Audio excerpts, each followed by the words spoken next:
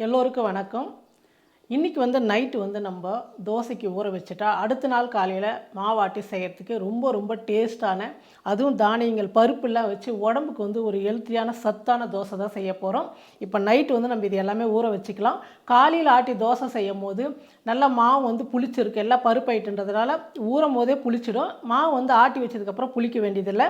இப்போ நம்ம எல்லாமே என்னென்ன எடுத்துருக்கோம் எப்படி அப்படின்னு சொல்லிட்டு பார்க்கலாம். ஊற வச்சிடலாம். இப்போ ஃபஸ்ட்டு பார்த்தீங்கன்னா கடலைப்பருப்பு. நான் இந்த மாதிரி 1 கப்பு அளவு தான் எல்லாமே எடுத்திருக்கேன். அந்த அளவு மட்டும் சொல்கிறேன். 1 கப்பு கடலைப்பருப்பு, 1 கப்பு உளுத்தம்பருப்பு, 1 கப்பு மைசூர் பருப்பு, 1 கப்பு மாவு ஜவ்வரிசி, 1 கப்பு பச்சைப்பயிறு, 1 கப்பு துவரம்பருப்பு,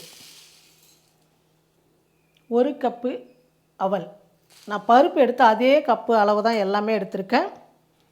அரிசி மட்டும் நம்ம பருப்பு எடுத்த அந்த கப்பில் 2 கப்பு அரிசி, மற்றதெல்லாம் 1 கப்பு, அரிசி மட்டும் 2 கப்பு. அரிசி பச்சை அரிசி, அதுவும் ரேஷன் அரிசி தான் எடுத்துருக்கிறேன். 2 கப்பு ரேஷன் பச்சரிசி, 1 ஸ்பூன் வெந்தயம். இதுதான் இப்போ நம்ம தோசைக்கு எடுத்துருக்கிற பருப்பு ஐட்டெல்லாம். ரொம்ப அருமையாக இருக்கும். இப்போ இதை நம்ம நல்லா கழுவிட்டு ஒரு 4-5 முறை நல்லா சுத்தமாக கழுவிடுங்க. கழுவிட்டு நம்ம அரைக்க போகிற தண்ணியில், நல்ல தண்ணி ஊற வச்சிங்கன்னா அதே தண்ணியில் நம்ம மாவு அரைக்கும் போது மாவும் கொஞ்சம் புளிச்ச மாதிரி இருக்கும். இப்போ நம்ம இதெல்லாம் ஊற வச்சுக்கலாம். இப்போ எல்லாம் ஒரு பாத்திரத்தில் சேர்த்துட்டு ஒரு 4-5 முறை நல்லா கழுவி எடுத்துக்கலாம். நல்லா ஒரு 4-5 முறை நல்லா கழுவி எடுத்துக்கிட்டேன். இப்போ நம்ம தண்ணி சேர்த்துடலாம். நைட்டு ஃபுல்லாக நல்லா ஊறட்டும். காலையில் நம்ம மாவாட்டி தோசை ஊற்றிக்கலாம். பாருங்கள், நைட்டு ஊற வச்சு நம்ம காலையில் தோசை செய்யறதுக்கு அரிசி பருப்பு எல்லாமே நல்லா ஊறிடுச்சு. இப்போ நம்ம மிக்ஸி ஜாரில் சேர்த்து நல்லா நைஸாக அரைச்சி எடுத்துக்கலாம். கொஞ்சமாக மிக்ஸி ஜார், அதிகமாக இருந்தால் கிரைண்டர். ஓகே, 2 முறை தான் வரும் கிரைண்டரில். நமக்கு கிரைண்டரில் ஒரே முறை, மிக்சியில் எடுத்தாலும் 2 முறை. மிக்சியில் நல்லா நைஸாக அரைச்சி எடுத்துக்கலாம். இதே தண்ணி ஊற்றிக்கலாம். பாருங்கள், நல்லா நைஸாக இந்த மாதிரி அரைச்சி எடுத்துக்கணும். 2 முறை ஃபஸ்ட்டு அரைச்சி ஊற்றிட்டேன். இப்போ 2வது இதே மாவுலேயே ஊற்றிடலாம். ஏன்னா நம்ம இவ்வளோ தோசை செய்ய மாட்டோம்ல, அதனால் கொஞ்சம் மாவு எடுத்து வச்சிடலாம். இப்போ தோசை ஊற்றுற மாவு மட்டும் நம்ம உப்பு சேர்த்துக்கலாம். ஓகே, பாதி மாவு எடுத்து பாத்திரத்தில் நம்ம இப்போவே ஃப்ரிட்ஜில் வச்சுட்டா, பருப்புலாம் சேர்த்ததுனால வெளியே ரொம்ப நேரம் தான் மாவு புளிச்சிடும். நைட்டுக்கு செஞ்சுக்கலாம் தேவைப்பட்டா. ஆமாம், அதனால் நைட்டுக்கோ இல்லை நாளைக்கு கூட பண்ணிக்கலாம். அது ஒன்றும் பிரச்சனை இல்லை. இல்லை, இதை தான் நான் எடுத்து வைக்க போகிறேன். அதில் செஞ்சுக்கலாம். அது பெருசாக இருக்குதுல்ல, ஃப்ரிட்ஜில் வைக்கிறதுக்கு இடம் பத்தாது. அதனால் இதில் வச்சுட்டு நமக்கு தேவையான அளவுக்கு மட்டும் மாவு எடுத்துக்கிறேன்.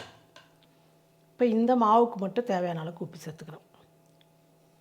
இப்போ பருப்புலாம் போட்டதுக்கெலாம் போடக்கூடாது. தோசைக்கு அதிகமாக போடக்கூடாது. அதுவும் பருப்புலாம் சேர்த்து பண்ணால் அதெல்லாம் போடவே கூடாது. நான் எதுக்கு கொஞ்சமாக மாவு எடுத்துக்கிறேன்னா, நமக்கு ஆளுக்கு 2 தோசை இதே வரும். கொஞ்சம் சாதம் இருக்குது. அதனால் நான் தயிர் ஊற்றி சாப்பிட்ருவேன். நைட்டு சாதம் மீதியான தண்ணி ஊற்றி வச்சுக்கிறேன். ரொம்ப நல்லது உடம்புக்கு. அது சின்ன வெங்காயம் கடிச்சிங்க சாப்பிட்டா ரொம்ப சூப்பராக இருக்கும். இது உனக்கும் பையனுக்கும் தோசை. இப்போ இந்த மாவு அப்படியே ஓரமாக வச்சுட்டு நம்ம இதுக்கு ஒரு சூப்பரான குழம்பு செய்ய போகிறேங்க. அதுக்கு 2 பச்சை மிளகாவை மிக்ஸி ஜாரில் சேர்த்துட்றேன். 2 தக்காளி கட் பண்ணி சேர்த்துக்கலாம். எப்போயுமே தக்காளி எல்லாம் சேர்க்கும் போது கட் பண்ணி அந்த காம்பு பகுதி எடுத்துருங்க. கொஞ்சம் கொத்தமல்லியும் சேர்த்துக்கலாம். 2 பச்சை மிளகா, 2 தக்காளி, கொஞ்சம் கொத்தமல்லி. ஏன்னா ஒரே வண்டி சவுண்ட் வந்தது, அதனால தான் இப்போ சொல்கிறேன். பச்சை மிளகா 2, தக்காளி 2, கொஞ்சம் கொத்தமல்லி சொன்னேன். அதே தான். ஒரு 5-6 முந்திரி. இப்போ இது வரைக்கும் நம்ம தண்ணி சேர்த்து கொஞ்சம் பேஸ்ட் மாதிரி அரைச்சி எடுத்துக்கலாம். பேஸ்ட் மாதிரி அரைச்சி எடுத்துக்கிட்டோம். 4 முட்டை வேக வச்சு இந்த மாதிரி கட் பண்ணி எடுத்து வச்சுக்கிட்டேன். இப்போ ஸ்டவ் பற்ற வச்சுட்டு ஸ்டவ் மேலே ஒரு பாத்திரமாக வச்சாச்சு. இந்த பாத்திரத்தில் நான் ஒரு 3 ஸ்பூன் எண்ணெய் சேர்த்துக்கிறேன். எண்ணெய் காஞ்சிடுச்சு. சின்னதாக ஒரு துண்டு பட்டை, 2 லவங்கம், கொஞ்சமாக சீரகம், ஒரு 3 பெரிய வெங்காயம் பொடியாக வந்து கட் பண்ணி எடுத்துக்கிட்டேன். இந்த வெங்காயமும் சேர்த்துக்கலாம். இப்போ நம்ம செய்கிற வந்து முட்டை தொக்கு வந்து தோசைக்கும் சாப்பிட்லாம், இட்லி தோசை சாதத்தோடும் பிசைஞ்சு சாப்பிட்லாம், சப்பாத்திக்கு ரொம்ப நல்லாயிருக்கும். வெங்காயம் வந்து நல்லா ஓரளவுக்கு கலர் மாறி வரணும், அந்த அளவுக்கு வந்து நல்லா வதக்கிக்கலாம். வெங்காயம் நல்லா வதங்கிடுச்சு. இஞ்சி பூண்டு பேஸ்ட்டு ஒரு 1/2 ஸ்பூன் சேர்த்துக்கிறேன். பச்சை வாசனை போகிற அளவுக்கு 1 நிமிஷத்துக்கு வந்து நல்லா வதங்கட்டும். பாருங்கள், இஞ்சி பூண்டு பேஸ்ட்டெலாம் நல்லா வதங்கிடுச்சு. இப்போ நம்ம மசாலாலாம் சேர்த்துக்கலாம். மஞ்சள் தூள் கொஞ்சம், மிளகாத்தூள் 1/2 ஸ்பூன், தனியாத்தூள் 1/2 ஸ்பூன், கரம் மசாலா 1/4 டீஸ்பூன், தேவையான அளவுக்கு உப்பு. ஏன் கம்மியாக போகிறோன்னு சொல்லுங்கள். இன்றைக்கி கிரேவி வந்து கம்மியாக இருக்கும், கொஞ்சமாக செய்கிறோம்ல, அதனால் உப்பு கம்மியாக போட்டிருக்கேன். உப்பு இல்லை, எல்லாமே மசாலா 1 ஸ்பூன் அடி போடுவேன், இன்றைக்கி 1/2 ஸ்பூன் போட்டுக்கிறேன். உங்களுக்கு காரம் வேணும்னா கொஞ்சம் வந்து அதிகமாக சேர்த்துங்க நீங்கள். இப்போ இதெல்லாம் நல்லா வதங்கிடுச்சு. நம்ம அரைச்சி வச்ச விழுது வந்து சேர்த்துக்கலாம். இப்போ இந்த விழுது சேர்த்து ஸ்டவ் குறைச்சி வச்சுட்டு ஒரு 2 நிமிஷத்துக்கு வந்து நல்லா வதக்கணும். ஏன்னா நம்ம பச்சையாக தான் அரைச்சிருக்கிறோம், தக்காளி கொத்தமல்லி எல்லாமே. அந்த பச்சை வாசனை போகிற அளவுக்கு நல்லா வந்து இந்த மசாலோடு சேர்ந்து நல்லா வதங்கட்டும். பாருங்கள், எல்லாமும் மசாலாலாம் சேர்த்ததுக்கப்புறம் நல்லா வதங்கி எண்ணெய் வந்து லைட்டாக சைடில் வந்து கசியுது பாருங்கள். இப்போ வந்து நல்லா வதங்கிடுச்சு.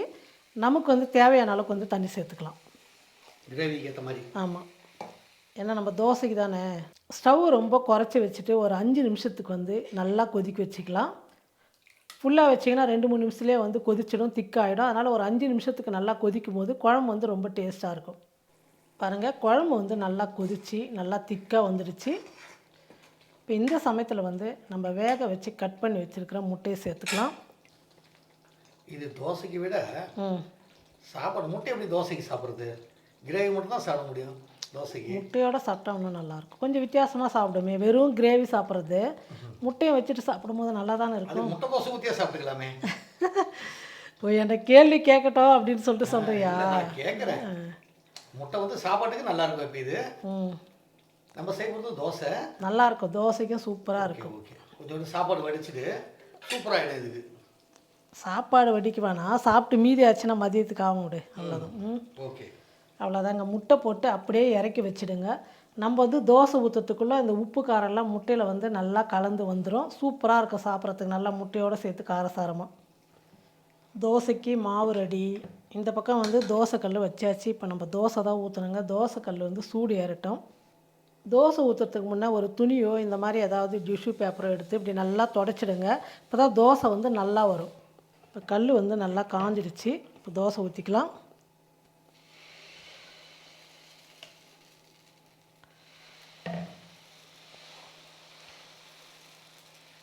இந்த மாதிரி பருப்புலாம் சேர்த்து செய்யும் போது எவ்வளோ முடியுமோ அவ்வளோ வந்து ரொம்ப நைஸாக தோசை ஊற்றுங்க. நல்லா மொறு நல்லா மசால் தோசை மாதிரி சூப்பராக வரும். நீங்கள் இந்த தோசை மேலே வந்து நெய் சேர்த்துக்குங்க, இல்லைனா வந்து எண்ணெய் சேர்த்துங்க. நான் வந்து நல்லெண்ணெய் தான் சேர்க்குறேன். எப்போவுமே நான் வந்து தோசைக்கு வந்து அதிகமாக வந்து நல்லெண்ணெய் சேர்த்துக்குவேன். அப்புறம் வந்து இது மேலே வந்து நீங்கள் பருப்பு பொடி, அந்த மாதிரி கருவேப்பிலை பொடி, ஏதாவது ஒரு பொடி கூட சேர்த்து செஞ்சுக்கலாம். உங்களுக்கு என்ன வேணும்? இது வேணாவா? அப்படியே செய்யட்டுமா? தோசை ஒரு பக்கம் வந்து வெந்துருச்சு, நம்ம எடுத்துக்கலாம். கரண்டியே வைக்க வேணாம் மாதிரி இது, அப்படியே வருது பேப்பர் மாதிரி. பாருங்கள், நல்லா கலர் எப்படி வந்து பருப்புலாம் சேர்த்ததுனால இந்த மாதிரி கலராக இருக்கும்.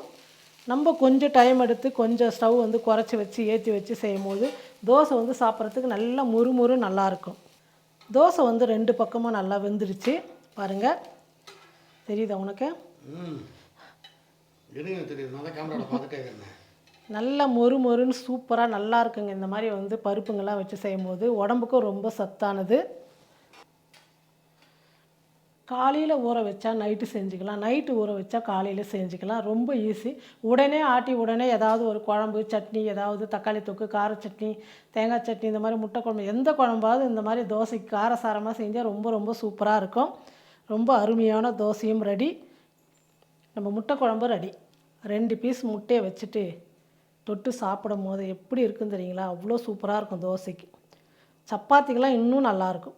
தினமும் நம்ம சமையல் கட்டில் இருக்கிற பருப்புங்கள்லாம் வச்சு இந்த மாதிரி ஒரு தோசை செஞ்சுட்டு ஒவ்வொரு நாளைக்கு ஒரு தோசை, ஒரு நாளைக்கு கொள்ளு தோசை, ஒரு நாளைக்கு வந்து பச்சை பயிறு தோசை, ஒரு நாளைக்கு வந்து இந்த மாதிரி பருப்புங்கள்லாம் தோசை, இந்த மாதிரி ஒவ்வொரு நாளைக்கு ஒவ்வொரு மாதிரி மாற்றி மாற்றி தோசை செய்யும்போது நமக்கு உடம்புக்கும் கொஞ்சம் சத்து கிடைக்கும், சாப்பிட்றதுக்கே டேஸ்ட்டாக இருக்கும். இந்த மாதிரி ஒரு காரசாரமான முட்டை குழம்போட தோசை செஞ்சு சாப்பிட்டு பார்த்துட்டு எப்படி இருக்குன்னு சொல்லிட்டு மறக்காமல் கமெண்ட் பண்ணுங்கள், ஷேர் பண்ணுங்கள். நன்றி.